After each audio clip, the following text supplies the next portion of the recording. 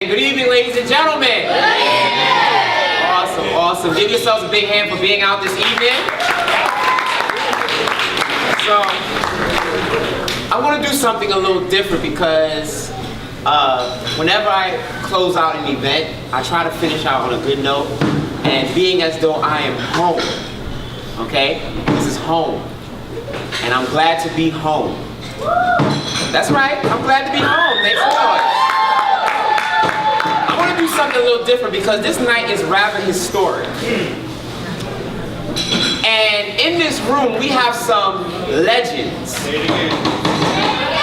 that I wouldn't be the person that I am today if it wasn't for these individuals that have come before me and after.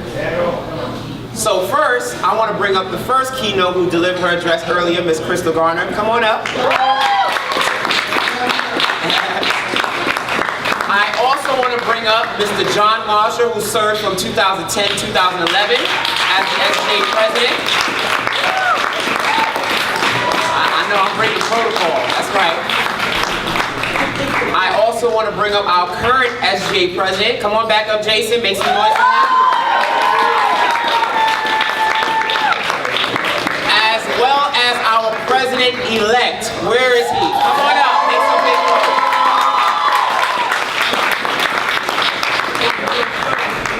Told you got history in the house, right? So, Crystal and I, first of all, let me tell you a story, a quick story about BMCC. Started spring 2006. All right? I was 21 years old when I started here. And when I came to this college, BMCC opened its doors. I originally went to John Jay College after I survived South Shore High School in 2003. And I went to John Jay for my first year. I did terrible. So terrible to the point that I didn't even care that I was on academic probation. I still failed my classes. And I was on academic dismissal. Took a year off because I knew I had to get it together. And I came here, BMCC gave me the opportunity to follow its creed of starting here. All right. And I served under Crystal's government as a student rep. And one of the things I remember distinctly about President Garner was that she came after practice, because she was on the women's basketball team, and did her job as SGA president in her uniform. So it didn't matter how she looked or what she was doing, she still was able to do the job. And then from there to be able to be under the person who's not here tonight, unfortunately, Mr. Curtis Brown, another BMCC legend, who I was able to serve as a student senator.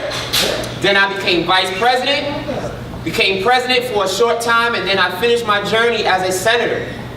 And I served under Mr. John Marshall's government as a senator. And John Marshall came in with a great vision of really making sure that students, clubs, and administration were unified. Then to go on and see, years later, Jason doing a fantastic job of leading the banner of this great university. And now to our president-elect, who is going to do, I know, is going to do a fantastic and stellar job. This is what it's all about. None of us, as former presidents, would not be here if it wasn't for all of you.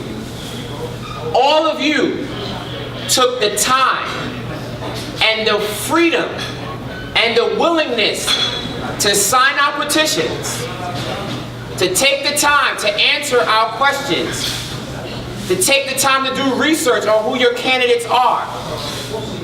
If only people outside the world would follow our example, we would have elected officials that would actually do the job and represent our communities. But that's another story. But you guys took the time to go into the ballot booth and cast your vote. You took the time to make sure that we was held accountable in doing our jobs. You took the time to attend our events, to serve cookies and tea with us, to give out t-shirts, to have people sign up for different events, to pack the halls of BMCC whether it's from Carafesta to Mr. and Mrs. BMCC to any event that we was throwing. It's because of you we are here. And I'm proud to stand with all of them to say to all of the students, thank you. So give yourselves a big hand.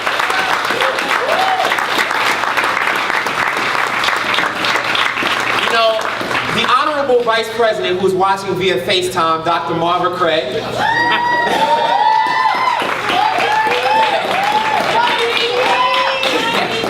VP said something special to me when I graduated. Actually, she said something to me and then Vice President Jermaine Morris, because we gave her a hard time. But one thing she said, well, two things she said. She said, Jamell, students come and go. But what we do, this is our career, this is our lifetime. And so they dedicate their lives and the hard work that they've studied to earn to be here. And they have watched all of us grow into some stellar individuals that are out here making a difference in the world. From having our own soon-to-be syndicated radio show, to John giving back and mentoring students, to individuals who have proudly served our country. That's right. And to me, having the opportunity to run as a New York City candidate for the 31st District in Brooklyn.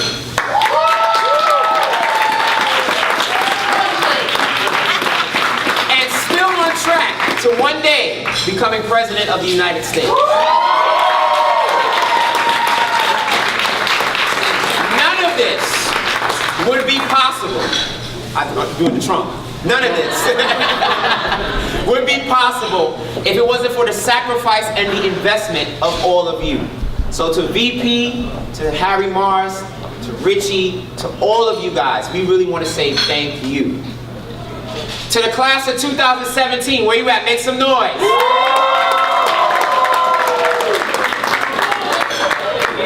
You guys have the greatest celebration yet.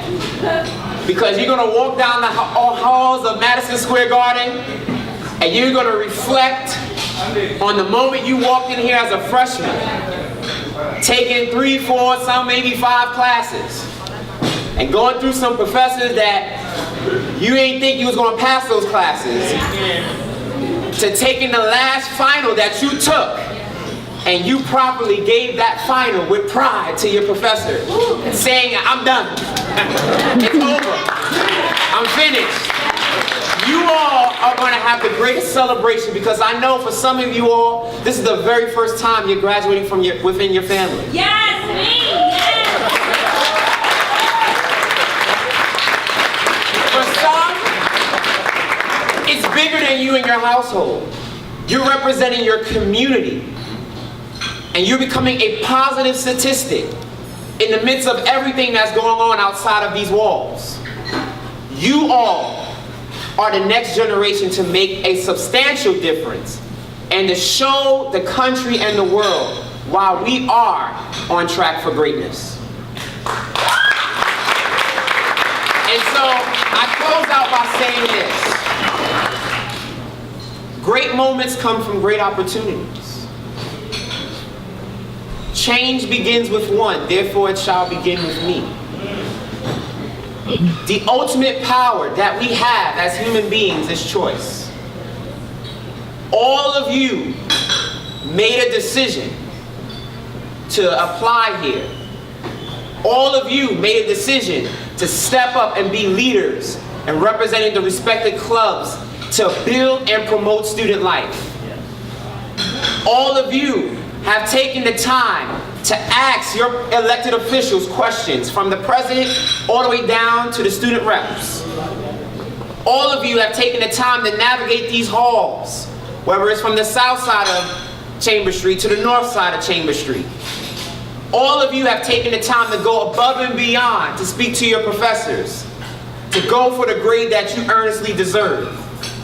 All of you taking the time to stay up late nights when you could have been watching your favorite show. Hello. Hello. Sacrificing parties for papers. and sacrificing social events to be one step closer to getting to the ultimate purpose of college, which is to graduate.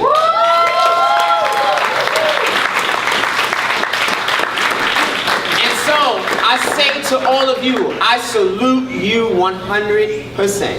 Come on. Because you all are the people that inspire me. You all are the ones that keep us going. And the reason why we do what we do.